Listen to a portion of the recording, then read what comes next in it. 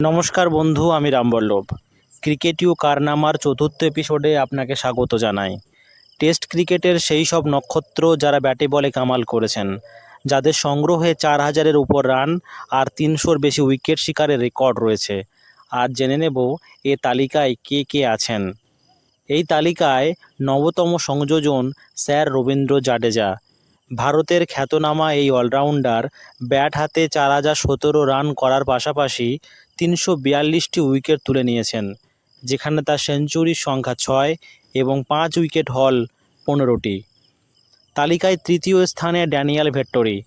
নিউজিল্যান্ডের এই allrounder bat হাতে 4,531 রান করার পাশাপাশি 362টি উইকেট তুলে নিয়েছেন, যেখানে তার সেঞ্চুরির সংখ্যা 6 এবং 5টি উইকেট হল নেওয়ার সংখ্যা 20।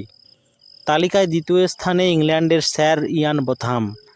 তিনি ব্যাট হাতে 5,200 রান করার পাশাপাশি 383টি উইকেট তুলে নিয়েছেন, যেখানে তার সেঞ্চুরির সংখ্যা 14 এবং 5টি উইকেট হল নেওয়ার সংখ্যা 27টি।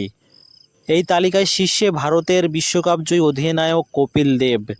তিনি ব্যাট হাতে 5,248 রান করার পাশাপাশি 434টি উইকেট তুলে নিয়েছেন, যেখানে তার সেঞ্চুরির সংখ্যা 8 এবং 5টি করে উইকেট হল নেওয়ার সংখ্যা 23টি।